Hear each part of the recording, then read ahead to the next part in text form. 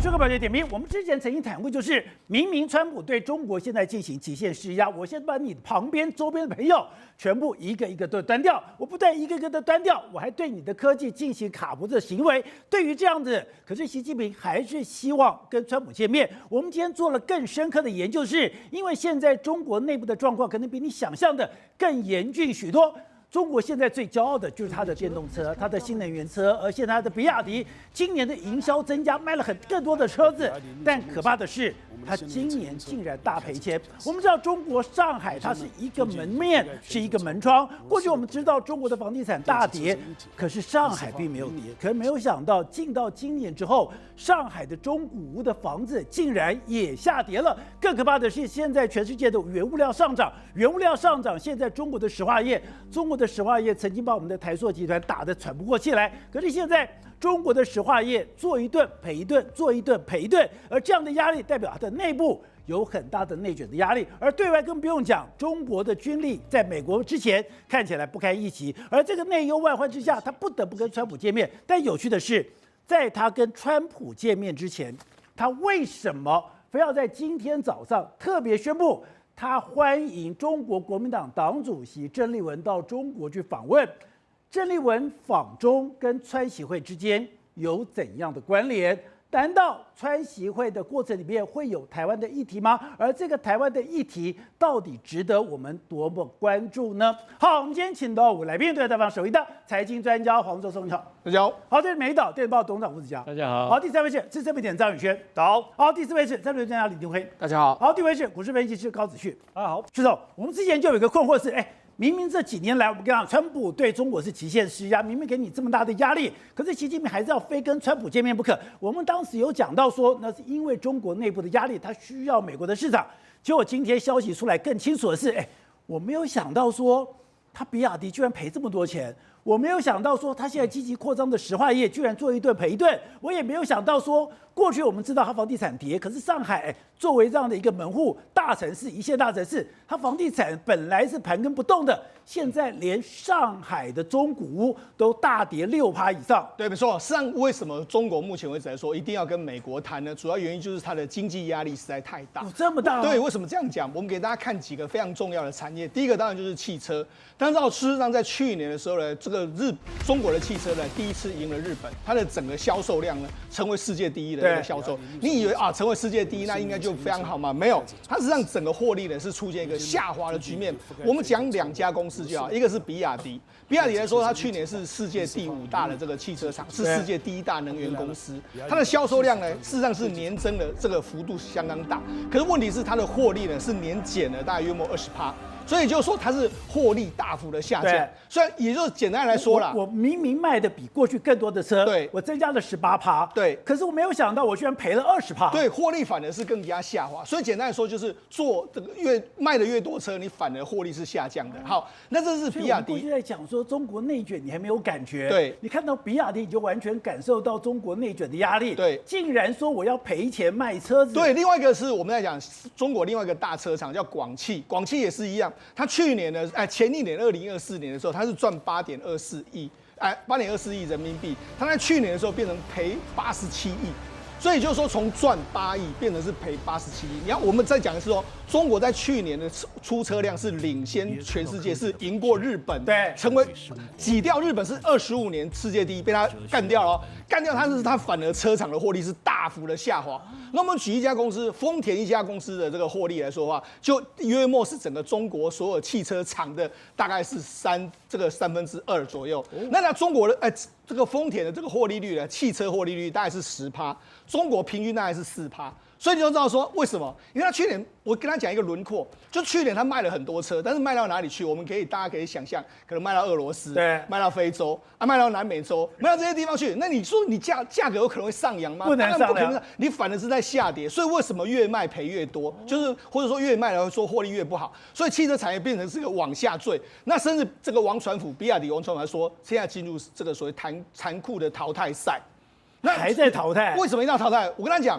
中国这几年光是他们的汽车产业，目前为止新能源车全一年的销售量3000万台，可是呢，目前为止全世界这销售1000万台。它是全世界销售量的3倍。对，但为什么它怎么办？它只能够让这些工销价厂继续做。为什么？因为要维持失业。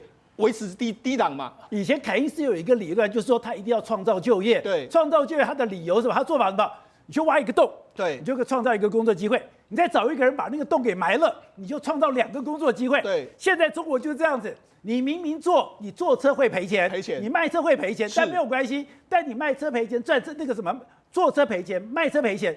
但你可以创造2个工作机会，现在就是这样的局面。好，那我跟他讲，中国汽车到底多重要呢？它光是直接做汽车的，大概是500到600万人的整个产业。另外，如果你辐射出去，从卖车啦，或者说周边的一些所谓零组件这样加起来的话，3000到4000万人。你看这个产业如果崩了，对中国影响多大？对，虽然无论如何，大家撑着，问题是撑着赔钱都要做，问题是你能够撑多久？撑不了多久，那怎么办？你一定要想办法打开其海外市场。对，所以最近王传福他就到说，我要去攻这个英国市场，这就是个讯号。他也知道说我不能够一直在开这些所谓第3世界国家或是比较落后的国家，我要往欧洲、往美国去跑，这就是他必须要打开美国市场的原因。那我就讲，现在不是只有汽车产业，对，现在有什么？太阳能产业是如此，绿能产业也是如此。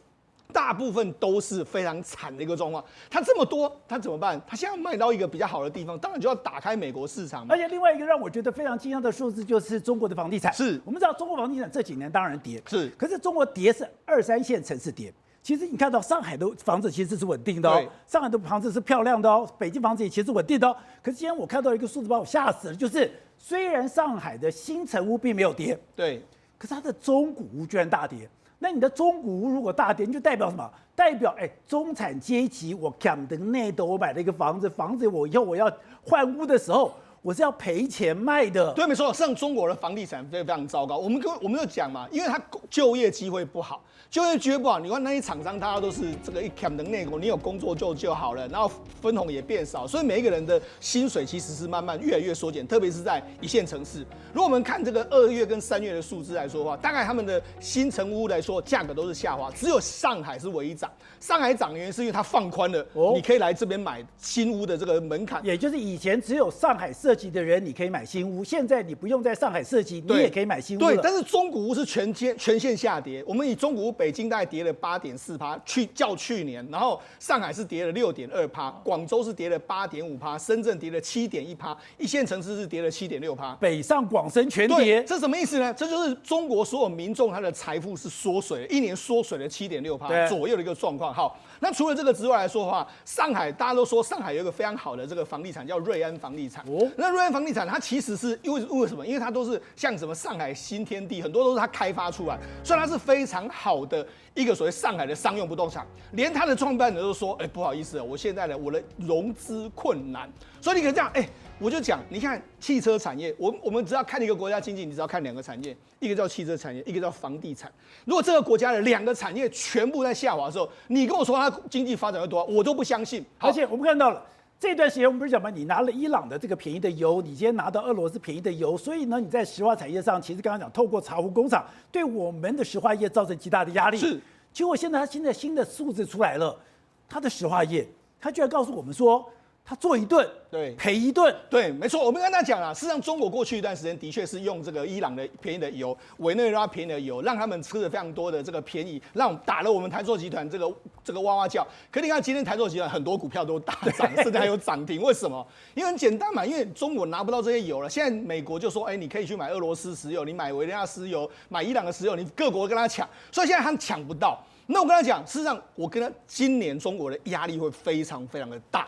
你知道为什么吗？因为现在我们不是讲嘛，你看台湾现在在抢塑胶袋，很多东西现在都在抢。现在国外所有的，我刚才现在所有的原物料都在涨。今天又传出说铝价格也要再涨，然后你更不用讲，很多船运价格一涨的时候，很多所有的原物料都会上涨。我跟你讲，原物料上涨的时候，对谁伤害最大？世界工厂。世界工厂是哪一个地方？就是中国，所以中国今年会压力非常非常的巨大。如果我们都感受到说，这个所有的原物料都在涨的时候，中国的制造业更是如此。所以你就帮我们解读了说，为什么明明川普对中国充满恶意，对，而且这一次非常难堪哦。我5月中旬我要到中国去，是做主人的都还没讲，对，当客人就已经跟你指定时间，而且指定这个期限，对，指定地点。这个等于我还是得吞下去。当然一定要吞，为什么？我跟他讲，以现在的大概的状况是说，美国已经传出非常多消息，叫你买什么500架这个波音啊，买什么大豆，一大堆买。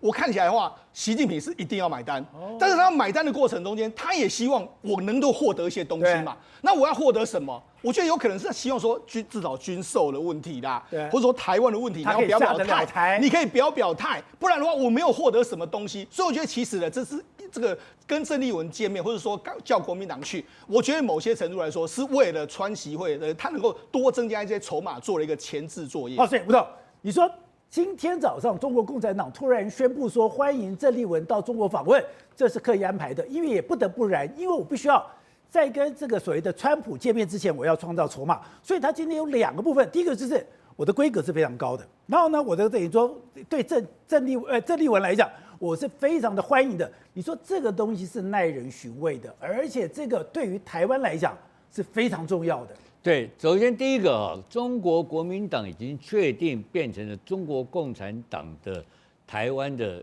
这个直营店。已经确定啊，对啊，什么叫台湾直营店？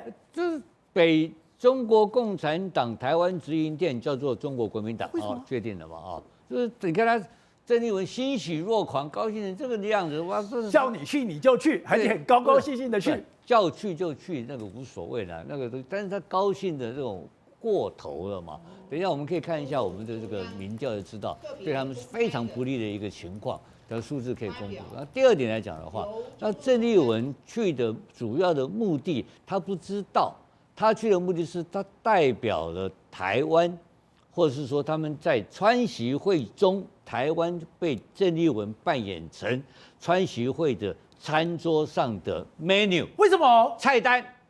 为什么你这集会去，然后台湾就会变成川习会的菜单嘞？本来台湾这个议题就要议题上讨论嘛。他要把这议题扩大成一个热闹、重要等等的这个意思，2个大议题啊，刚才你们就谈到了嘛。第一个反对台独啊，对不对？因为郑丽文一定会在北京讲一些话，对，郑丽文讲什么话会伤害到台湾？当然，第一个他反对台独啊，他支持和平统一嘛，对，那这个老习就问老川，你看到没有？他讲台湾人家己都要统一啦，台湾人就要反对台独啦，你无跟讲一个。他做一个样品给他看，叫川普说一样的话嘛。台湾人的民意，这代表中国国民党这么大党的党主席在北京传出这种，这是国际大条新闻。那川普要不要跟牌嘛？他叫郑丽文去北京做宣传的。当然是啊，他要跟你建立一个标杆嘛，但是这个规格要给你定着，所以郑丽文会讲什么话是关键问题嘛。那个话就是要讲给谁听？川普听的，讲给叫川普学样，无忧哦忧嘛，就学这个样，你就第一个反对台独嘛。然后他要讲和平统一，对不对？那我要和平统一，反对台独。另外一个军售我也反对啦，老娘反对军售，你看到没有？3800亿+，所以是台湾人不要军售，你美国就不要卖给了。对啊，我们要和平统一，不要打仗嘛。不要打，我都不打仗，我要买军火干嘛呢？所以台湾人在北京就告诉你说，中国国民党党主席说不要打仗，我不要军售啊。川普你那边闹事，对呀，你耍什么流氓啊？是啊，对不对？变成你在管闲事，是你硬把军备塞给台湾的。对，就是你要塞过来，你要算卖兄弟茶卖给我，对不对？那我现在挺台湾，不买兄弟茶，可不可以？可以。所以这是一场秀嘛，你知道吧？这个郑丽文就去配合演出的一场秀，所以我说这个叫做直营店。所以国民党变成了中国共产党在台湾的直营店。当然是啊，但是国民党内部不是这样子2派卢妈今天怎么讲的？卢妈要买军售8000亿到1兆所以变成亲美派跟亲中派之争。我讲过嘛，我说这个灰色作战在台湾变成了中美大战。是不是开始了？开始了，就是很简单嘛。国民党内就开始2派嘛。那我们执政党不用谈了，但这个执政党很危险，你知道吧？万一川普为了要买大豆，为了卖大豆，为了卖他的东西，吃饭说好要我讲，为了共人国，我就送，我打嘴炮嘛。哎呀，我们反对台湾独立啊，讲什么喝酒嘛，讲完就算了。实质上，在法律结构上或政治的这个框架上没有影响，他没有没有办法做任何事情，因对为总统不能改变任何现象，一定要国会通过，对不对？对，跟他讲话打嘴炮可以，可以。他嘴炮跟你换500辆，跟你换个500辆波音737便宜嘛。那这个戏要演足的前戏是谁呢？郑丽文嘛。所以郑丽文要讲的台词是完全北京交代他讲的东西嘛。所以我北京跟你川普讲，那你可能觉得说我今天讲话的东西不到地，或者我今天讲话不客观，我今天拿了一个中国国民党党主席讲的话，硬塞到谈判桌上去。台湾第一大在野党，你不要开玩笑，第一大党不是在野党，台湾第一大党，它的国会是多数多数党的领袖在我北京跟我讲，我要和平统一，对，我要反对台独。那你还卖什么军购？因为我要反对军购，不是他干脆给你讲完，你要老娘讲，老娘通通帮你讲完，他一直都不跟你。你觉得郑丽文都会讲？郑丽文保证，今天讲的会比你的期待还要高啊，因为他会先见宋涛嘛，宋涛先跟他讲一讲，打嘴炮嘛，最后一天见这个习近平嘛。问题是美国今天也不客气啊。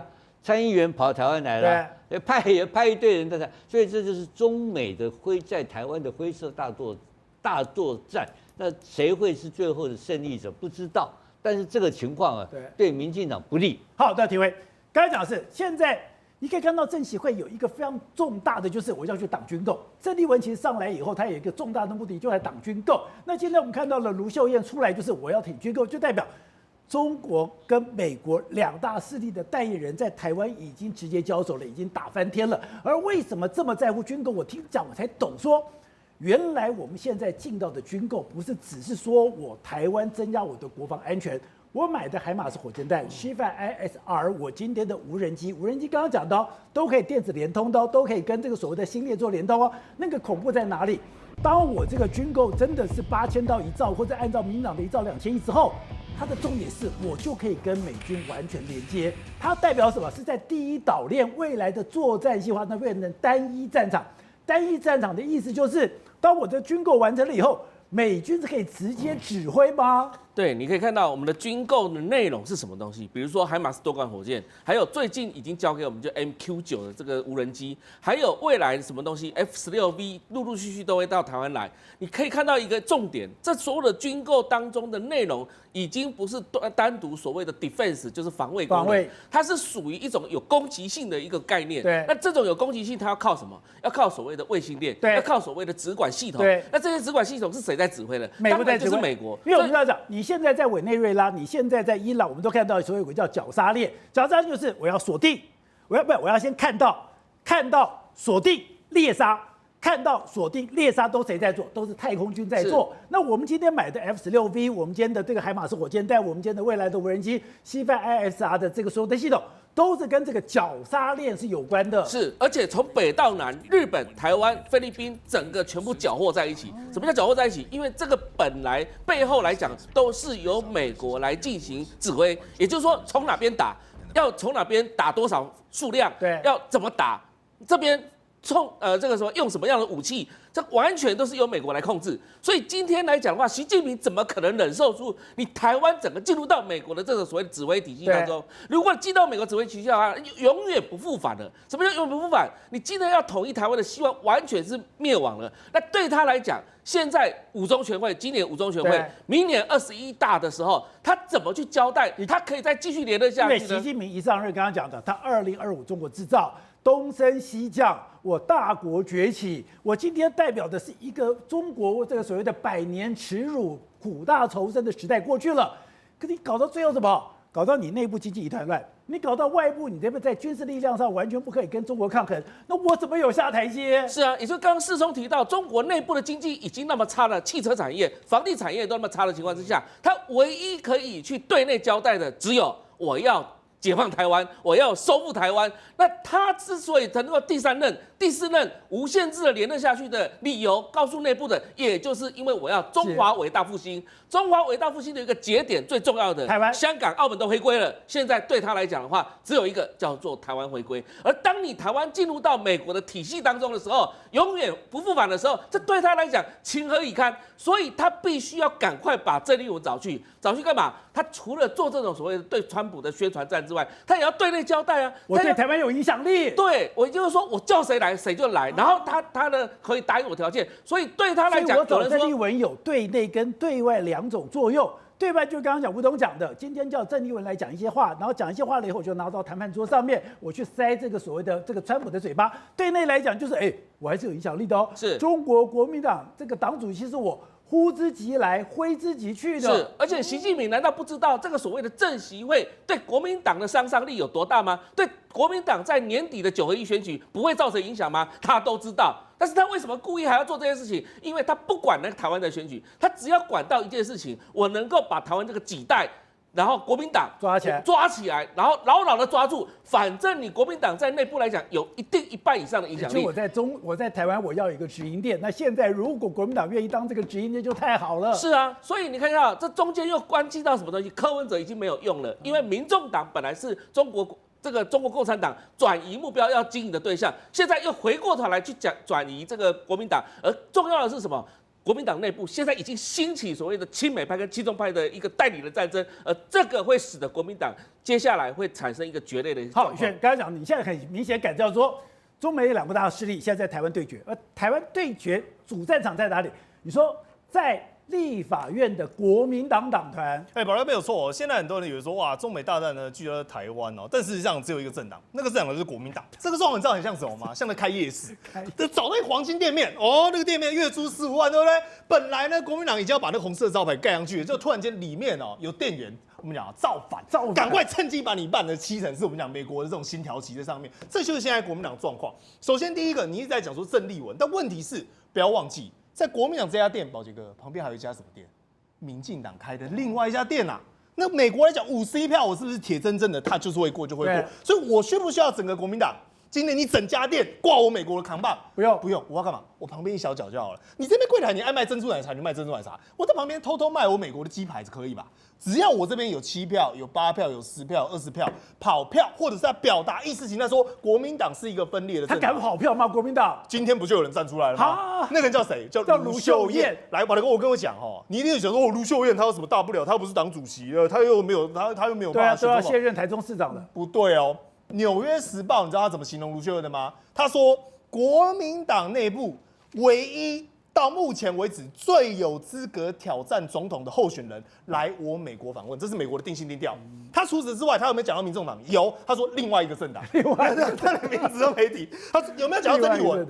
装作没有这个人，只跟你讲说卢秀燕表达了，只要美国的有需求，他一定会配合答应，而且他不想让美国人误会。什么叫做不想让美国人误会？国民党过去是一个亲美的政党，那未来还会是持续一个亲美政党，所以等于就是同一家店同一个扛棒，结果你内部现在闹内讧嘛，这是代理人之争嘛。那以前大家以为说2个代理人打架，不是在抢同一块招牌，所以现在卢秀燕她不是孤孤一个哦，包括你看卢秀燕，她底下还有谁？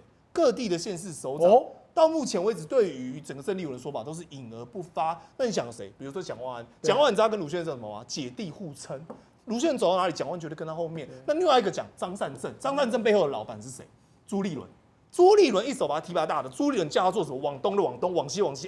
朱立伦只差没差本，人家叫他 Eric Chu 啊，那什么美国间谍都出来了，对不对？所以朱立伦或者是说新北的李四川，代表现在国民党有实权的地方诸侯。都会站在卢秀燕这边，所以他分为2派，一派就是免双 K， 免双 K 逞强，像郑丽文那种不用选举的啊，反正我就去热闹，我把我自己弄得越高越漂亮越好啊，底下的这些什么张显耀啦，还有什么萧旭成啊，那哪一个要选举都不用嘛，他们就会把这件事情搞大。但是美国抓一个重点，你国民党是一个现实的政党。你是一个务实的政党，所以在你要选举的状况之下，你一定有部分的人，包括立法院，包括你听卢秀燕的人，很有可能会在这边产生分裂。所以当今天你可能会觉得说，哦，郑丽文走上了这个习近平的谈判桌，我跟你讲，他的确会造成重大影响。那个重大影响是什么？对国民党选情重大影响。但是它会不会最终导致说立法院全部听郑丽文话，全盘往郑丽文那个方向倒？就不会。我认为不会，因为为什么？因为你逃下来呀，虽然够细嘛。而今天卢秀燕她冲在前面，等于是俩黑鸡啊，她要让国民党下面这些小鸡有话可以讲，说我没有背叛党中央。他不怕被郑丽文开除党籍吗？把郑丽文他政治动能有限啊，你今天去选择说哇，我站在习近平这边，习近平给你力量，但宝杰哥，你要不要回过头看啊？没有电子报，等下吴董可能会讲到啊。郑丽文的民调有多少啊？中国共产党的民调在台湾有多少啊？那你要选举的状况之下，除非把每个人像你把世聪哥或者把你列成是台独惩戒分子，郑丽文才可以把他开除嘛？但不然这个状况是不可能的。对他来讲，实力就是实力。而卢秀燕唯一做错一件事情，就是当初没有选党主席，所以才生出郑丽文这个妖魔鬼怪。如果你喜欢今天的内容，欢迎你抖内相挺，用一杯咖啡、一杯好茶的心意，支持团队制作更好的精彩内容。而你的超级留言，我都会认真看的。57台每晚9点，宝洁点兵点出全球战略新布局。